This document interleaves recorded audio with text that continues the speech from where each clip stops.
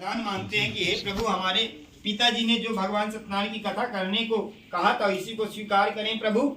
और हमारे माँ कहती कि हमारे पति और दामाद जहाँ कहीं हो शीघ्र से शीघ्र घर आ जाए महाराज। पहले जाते थे 1-2 मास में व्यापार करके आ जाते थे, लेकिन अब क्या हुआ कि 2 वर्ष व्यतीत होने चले, अभी तक नहीं आ रहे।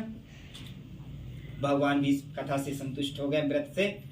और जो राजा के कारावास में है उसी राजा को स्वप्न में दर्शन दे करके भगवान कहते कि राजा, प्रातः काल होते ही उन दोनों को तुम छोड़ दो जो तुमने जेल खाने में बंद करके रखा है, अन्यथा तुम्हारा पुत्र धन राज्य आदि में सब सर्वनाश कर दूंगा।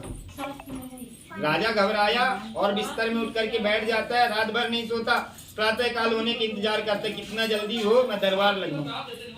प्रातः होते ही बिना स्नान ध्यान की अपनी गद्दी में बैठ गए। सभी मंत्री आ गए टाइम से, अल्लाह हो गया। राजा ने मंत्रियों से कहा कि भाई कल रात को मैंने सपना में देखा भगवान दर्शन दिए और कहा कि जो चोर तुम लोग पकड़ो उनको छोड़ दो, नहीं तो तुम्हारा सर्वनाश कर दूंगा।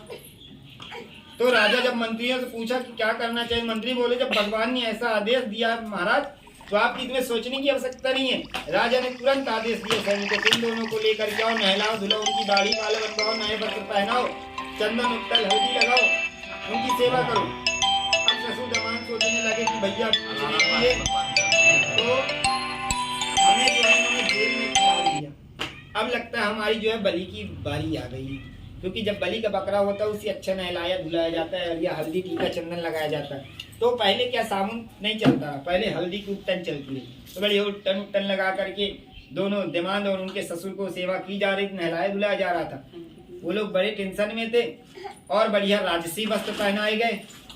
और जब वो लोग को दरबार में पेश किया गया, जैसे ही गेट पर आए कि राजा अपने राजगद्दी से खड़े होकर के हाथ जोड़ करके खड़े हो गए और बोले कि हे महान अनुभवो, आइए आपका जो है स्वागत है इस राज्यसभा में, आपका स्वागत है।